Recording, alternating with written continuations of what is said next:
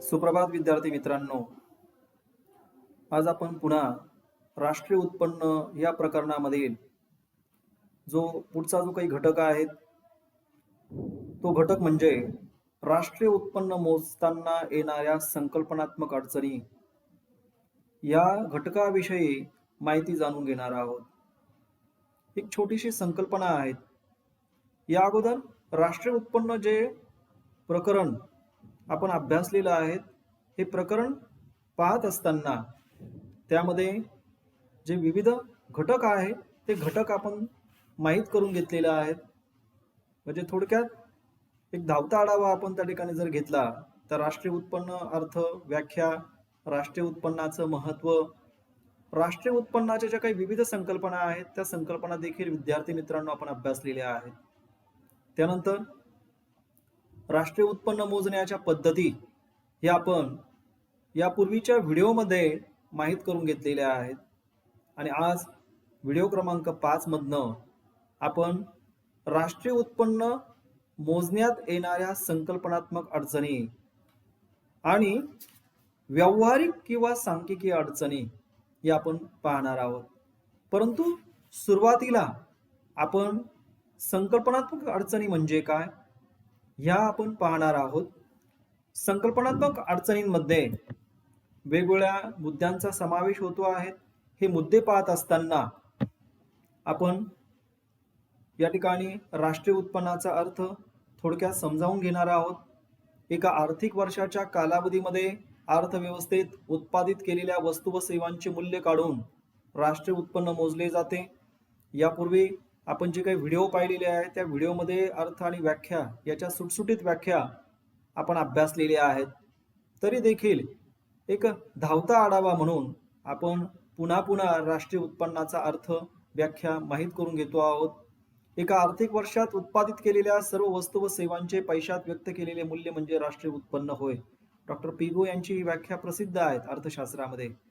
त्यानंतर एका आर्थिक वर्षात विविध क्षेत्रात जसे प्राथमिक क्षेत्र, द्वितीय क्षेत्र, तृतीय क्षेत्र, जे या तृतीय क्षेत्रात ज्या वस्तू आणि सेवांचे उत्पादन होते त्यांच्या किमतीने गुणून राष्ट्रीय उत्पन्न हे मोजले जाते. किंवा भूमी, भांडवल, श्रम, संयोजन या उत्पादन घटकांना मिळणारे मोबदले अनुक्रमे खंड, वेतन, व्याज व नफा या स्वरूपात जे आर्थिक मोबदले मिळतात त्याची एकत्रित बेरीज करून राष्ट्रीय उत्पन्न हे मोजले जाते. तसेच एका आर्थिक वर्षातील उपभोग खर्च, गुंतवणूक खर्च व सरकारी खर्च यांची बेरीज करून राष्ट्रीय उत्पन्न हे काढले जाते किंवा यांची बेरीज म्हणजे राष्ट्रीय उत्पन्न होय. आता प्रस्तावनेमध्ये आपण व्याख्या किंवा अर्थ समजावून घेतलेला आहे, परंतु मूळ मुद्द्याकडे, मूळ प्रश्नाकडे आपल्याला जायचं आहे आणि राष्ट्रीय उत्पन्न मोजण्यात येणाऱ्या अडचणी आपल्याला पाहायच्या आहेत. आता राष्ट्रीय उत्पन्न मापनात किंवा गणनेत अनेक अडचणी येतात. त्या अडचणींचे 2 गटात वर्गीकरण केलेले आहेत. या पीपीटी मध्ये तुम्ही त्या ठिकाणी पाहतात जे काही कोष्टक या ठिकाणी आपण दाखवलेले आहेत, जो काही तक्ता आपण त्या ठिकाणी दाखवलेला आहे त्याच्यामध्ये तुम्हाला स्पष्टपणे दिसेल की 2 पद्धतीच्या ह्या अडचणी आहेत किंवा त्यांचं वर्गीकरण 2 गटात केलेलं आहे.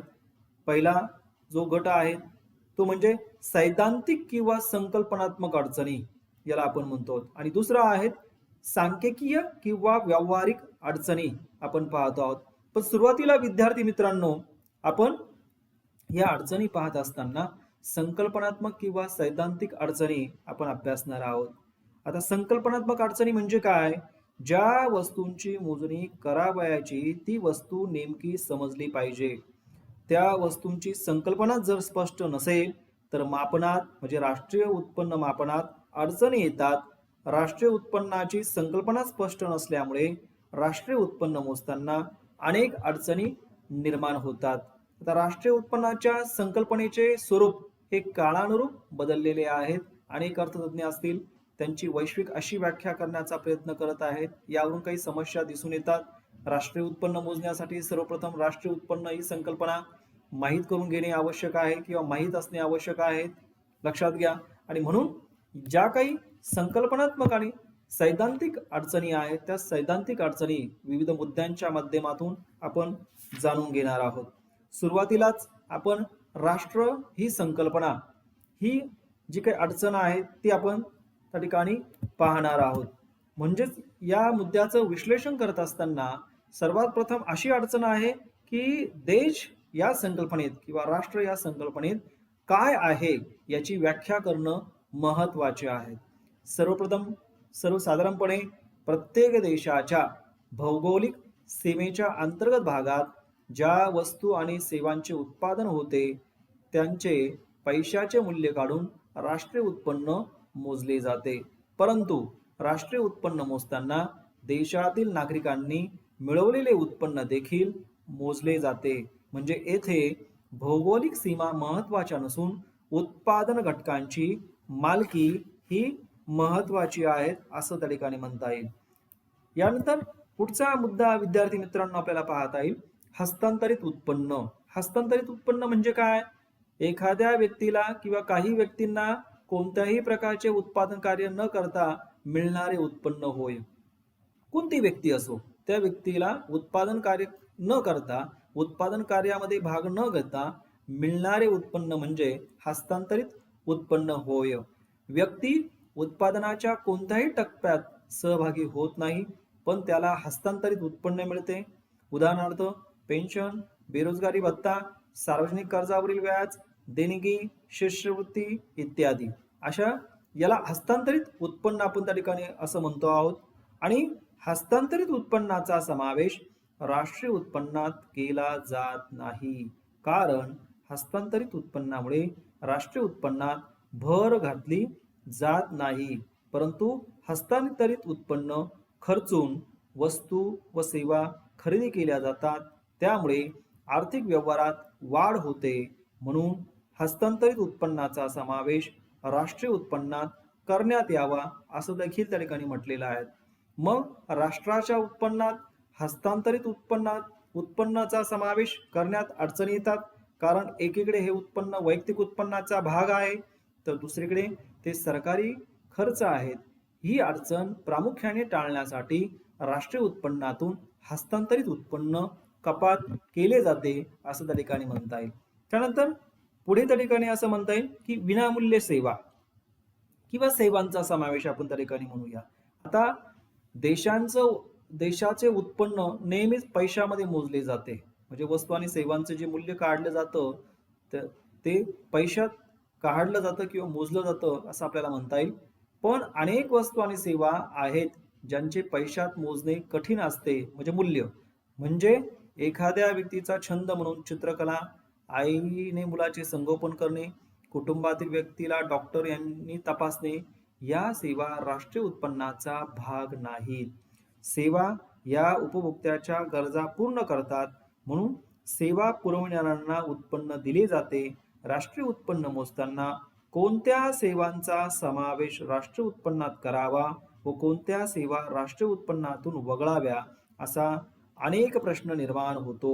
स्वतःच्या घराला रंग देणे, स्वतःची गाडी चालवणे या सेवा राष्ट्रीय उत्पन्नात मोजाव्यात का असा प्रश्न निर्माण होतो कारण हीच कामे बाहेरून केली असती तर सेवांच्या बदल्यात मोबदले द्यावे लागले असते आणि या अडचणींवर समाधानकारक उत्तर मिळत नाही. म्हणूनच तसेच गुरिणांच्या सेवा असतील किंवा सहानुभूती असेल किंवा विविध पद्धतीचे दान धर्म असतील याचा राष्ट्रीय उत्पन्नात समावेश केला जात नाही कारण त्यांना पैसे दिले जात नाही. त्यामुळे या सेवांना त्यापासून वंचित ठेवून राष्ट्रीय उत्पन्न आहे त्यापेक्षा कमी होईल असं या मुद्द्याचं विश्लेषण त्याला पाहता येईल. त्यानंतर पुढे आपल्याला परकीय कंपन्यांचे उत्पन्न आपल्याला या ठिकाणी पाहायचं आहे. आता परकीय कंपन्यांचं उत्पन्न पाहत असताना किंवा हा मुद्दा पाहत असताना त्यामध्ये आंतरराष्ट्रीय नाणेनिधी असेल ज्याला IMF आपण म्हणतो आहोत. IMF दृष्टिकोनानुसार परदेशी कंपनींच्या उत्पन्नाचा मल्टीनॅशनल कंपनीज ज्याला आपण त्या ठिकाणी म्हणतो आहोत देशाच्या राष्ट्रीय उत्पन्नात समावेश केला पाहिजे जिथे फर्म प्रत्यक्षात उत्पादनाचे काम करते. म्हणजे परदेशी कंपन्यांच्या उत्पन्नाचा, एखादी परदेशी कंपनी, मल्टीनॅशनल कंपनी, ज्याला बहुराष्ट्रीय कंपनी आपण त्या ठिकाणी म्हणतो, एखाद्या देशामध्ये उत्पादन कार्य करत असेल तर प्रत्यक्षात ज्या ठिकाणी ती उत्पादन कार्य करते त्या बहुराष्ट्रीय कंपनीला, बहुराष्ट्रीय कंपन्यांचं उत्पन्न, त्याचा समावेश राष्ट्रीय उत्पन्नात केला पाहिजे असं त्या ठिकाणी IMF ने त्या ठिकाणी म्हटलेलं आहे असं म्हणता येईल. परंतु परकीय कंपन्यांना होणाऱ्या नफ्याचा समावेश मात्र त्या कंपन्यांच्या मूळ देशाच्या राष्ट्रीय उत्पन्नात, म्हणजे बहुराष्ट्रीय कंपन्या ज्या देशात आहे त्या देशाच्या राष्ट्रीय उत्पन्नात केला जातो असं म्हणता येईल. तथापि परदेशी कंपनीकडून मिळणारा नफा हे समाविष्ट करण्यासाठी देखील एक मोठी अडचण आहे असं आपल्याला या ठिकाणी म्हणता येईल. या ठिकाणी पुढचं एक मुद्दा आपल्याला या ठिकाणी पाहता येईल की अवैध मार्गाने मिळालेले उत्पन्न किंवा बेकायदेशीर पद्धतीने मिळालेले उत्पन्न. आता याच्यामध्ये काय म्हणता येईल की विदेशी वस्तूंची चोरटी आयात, ज्याला आपण म्हणतो काळ्या बाजारातील खरेदी विक्रीचे व्यवहार, हे व्यवहार नियम सोडून होत असतात. या अवैध व्यवहारांपासून लोकांना रोजगार व उत्पन्न मिळते, परंतु या व्यवहारांना कायदेशीर मान्यता नसल्यामुळे त्यांचा समावेश राष्ट्रीय उत्पन्नात होत नाहीत. आता ज्या व्यवहारांना सरकारची कायदेशीर परवानगी नसते अशा व्यवहारांना बेकायदेशीर किंवा अवैध व्यवहार असे म्हणता येईल. अशा व्यवहारांपासून सरकारला कर रूपाने कोणत्याही प्रकारचं नक्कीच उत्पन्न मिळत नाही किंवा प्राप्त होत नाहीत. अवैध मार्गाने मिळालेले उत्पन्न राष्ट्रीय अवैध मार्गाने मिळणारे उत्पन्न, उत्पन्नाचा किंवा मिळालेल्या उत्पन्नाचा राष्ट्रीय उत्पन्नात समावेश केला जात नाही. जुगार, काळा बाजार, तस्करी, जसं आपण त्या ठिकाणी म्हणतो चोरटी आयात असेल, अंमली पदार्थ असेल, खरेदी विक्री किंवा चोरटा व्यापार असेल ज्याला आपण म्हणतो, इत्यादी ह्या ज्या काही गोष्टी आहेत या गोष्टींचा राष्ट्रीय उत्पन्नात समावेश होऊ शकत नाही. परंतु एका बाजूला या उत्पन्नाचा राष्ट्रीय उत्पन्नात समावेश होत नसल्यामुळे दुसऱ्या बाजूला अशा व्यवहारांपासून लोकांना उत्पन्न प्राप्त होते, परंतु तेवढ्या प्रमाणात राष्ट्रीय उत्पन्नाचे मापन नक्कीच करता येत नाही. त्यानंतर पुढचा मुद्दा आपण या ठिकाणी पाहूया, सरकारी विनामूल्य सेवा किंवा ज्याला शासकीय सेवा असं म्हणता येईल. शासनाकडून उत्पादक आणि उपभोक्त्यांना अनेक सेवा पुरविल्या जातात. राष्ट्रीय उत्पन्नात शासनाच्या कोणत्या सेवा समाविष्ट कराव्या व कोणत्या सेवा समाविष्ट करू नये हा प्रश्न निर्माण होतो. रस्त्यांचा वापर उत्पादक व उपभोक्ते दोघेही करतात. उत्पादकांनी रस्त्यांचा वापर किती केला आणि उपभोक्त्यांनी रस्त्याचा वापर किती केला हे मोजता येत नाही. तसेच शिक्षण असेल, आरोग्य, वाहतूक, दळणवळण, संरक्षण, पोस्ट सेवा, दूरध्वनी, बागबगीचे, ज्याला गार्डन म्हणतो आपण, अशा विविध सेवा शासनाकडून पुरवल्या जातात. त्यातील कोणत्या सेवा राष्ट्रीय उत्पन्नात समाविष्ट कराव्या व कोणत्या सेवा राष्ट्रीय उत्पन्नातून वगळाव्या हा फार मोठा प्रश्न निर्माण होतो किंवा असे प्रश्न निर्माण होतात. प्रत्येक देशातील सरकार उत्पादक व उपभोक्त्यांना विविध प्रकारच्या सेवा पुरवते, जसे संरक्षण असेल, लोकप्रशासन असेल, यासारख्या अनेक सेवा सरकारकडून त्या ठिकाणी दिल्या जातात.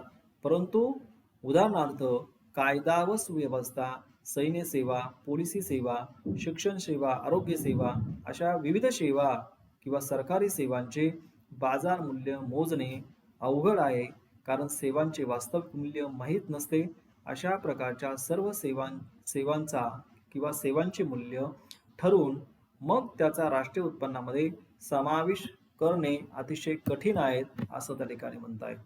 त्यानंतर पुढचा एक मुद्दा आपल्याला या ठिकाणी पाहता येईल, स्व उपभोग भाग, म्हणजे त्या व्यक्तीने घेतलेला स्वतःचा उपभोग किंवा त्या व्यक्तीचा वैयक्तिक उपभोग या बाबतीमध्ये आपल्याला पाहता येईल.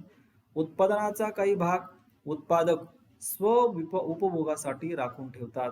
उदाहरणार्थ कृषी प्रधान अर्थव्यवस्थेतील शेतकरी वर्ग आपल्या शेतात उत्पादित होणारे अन्नधान्य, भाजीपाला, फळे, फुले व इतर शेती उत्पादनाचा भाग स्व उपभोगासाठी राखून ठेवतात. त्यामुळेच तेवढ्या उत्पादनाचे मूल्य देशाच्या राष्ट्रीय उत्पन्नात मोजले जात नाही. त्याचे मूल्य अंदाजित धरावे लागते आणि हे एक राष्ट्रीय उत्पन्नामध्ये मोजण्यात मोठी अडचण आहे. जर असे शेतकरी किंवा उपभोक्ते किंवा उत्पादक त्या ठिकाणी स्व उपभोगासाठी उत्पादन बाजूला काढून ठेवत जर असेल तर मात्र अंदाजे अशा उत्पादनाचं मूल्य त्या राष्ट्रीय उत्पन्नात निश्चित केले जाते किंवा लक्षात घेतले जातं असं त्या ठिकाणी म्हणता येईल. त्यानंतर पुढचा एक मुद्दा आपल्याला या ठिकाणी पाहता येईल, किमतीतील बदल. राष्ट्रीय उत्पन्नाची गणना करण्यात अजून एक अडचण आहे, ती म्हणजे देशातील देशातील किमतीतील बदल राष्ट्रीय उत्पन्न मोजमाप करण्यास असमर्थ ठरतात असं म्हणता येईल.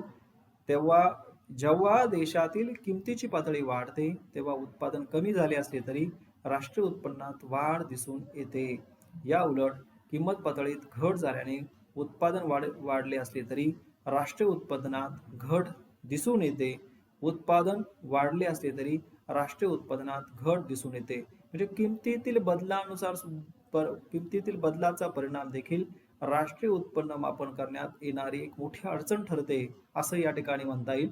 म्हणजे किंमत पातळीवर सर्व काही अवलंबून असते असं त्या ठिकाणी म्हणता येईल. विद्यार्थी मित्रांनो, हे जे काही आपण विविध मुद्दे अभ्यासलेले आहेत अडचणींबाबतचे, ते मुद्दे आपल्या लक्षात आलेले असतील. आपल्याला ह्या क्रमिक पुस्तकांच्या माध्यमातून किंवा संदर्भ पुस्तकांच्या माध्यमातून या मुद्द्यांचा पुन्हा तुम्हाला वैयक्तिकरित्या विचार करायचा आहे किंवा हे मुद्दे समजावून घ्यायचे आहेत, वाचायचे आहेत. सरतेशेवटी आपल्याला सारांश रूपाने काय म्हणता येईल की संकल्पनात्मक अडचणी म्हणजे संकल्पना आणि विचार समस्यांच्या संबंधित ज्या काही अडचणी आहेत त्या संबंधित अडचणी होय. राष्ट्रीय उत्पन्न मोजण्यासाठी सर्वप्रथम राष्ट्रीय उत्पन्न ही संकल्पना स्पष्ट होणे गरजेचे आहे. नेमक्या कोणत्या संकल्पना विचारात घेतल्या जातात आणि कोणत्या संकल्पनांचा विचार केला जात नाही, या वैचारिक अडचणी आहेत. जसे राष्ट्र ही संकल्पना, हस्तांतरित उत्पन्न, विनामूल्य सेवा, अवैध पद्धतीने किंवा बेकायदेशीर पद्धतीने मिळालेले उत्पन्न, परकीय कंपन्यांचे उत्पन्न, किंमत बदल, असे विविध मुद्दे आपण या ठिकाणी अभ्यासलेले आहेत आणि हे मुद्दे जाणून घेतलेले आहेत. म्हणूनच असं म्हणता येईल की राष्ट्रीय उत्पन्न मोजण्यात येणाऱ्या संकल्पनात्मक अडचणी आपण या मुद्द्यांच्या माध्यमातून माहीत करून घेतलेल्या आहेत. या पीपीटीच्या शेवटी पुन्हा स्वयं अध्ययनासाठी प्रश्न दिलेला आहे. तो प्रश्न आपल्याला घरच्या घरी सोडवायचा आहे. राष्ट्रीय उत्पन्न म्हणजे काय आणि राष्ट्रीय उत्पन्न मोजण्यात येणाऱ्या संकल्पनात्मक किंवा सैद्धांतिक अडचणी स्पष्ट करा. महत्वाचा प्रश्न आहे. दीर्घोत्तरी प्रश्न परीक्षेमध्ये त्या ठिकाणी विचारला जातो. म्हणून परीक्षेची तयारी म्हणून आपल्याला हा प्रश्न त्या ठिकाणी सोडवायचा आहे. निश्चितच तुम्हाला राष्ट्रीय उत्पन्न म्हणजे काय ही संकल्पना अगोदर समजलेलीच आहे, परंतु राष्ट्रीय उत्पन्न चे मोजमाप करताना किंवा मोजताना येणाऱ्या ज्या काही अडचणी आहेत त्या अडचणी सुरुवातीला आपण मुद्द्याच्या माध्यमातून म्हणजे सैद्धांतिक अडचणी आपण या ठिकाणी पाहिलेल्या आहेत. या ठिकाणी मी थांबतो. थँक्यू.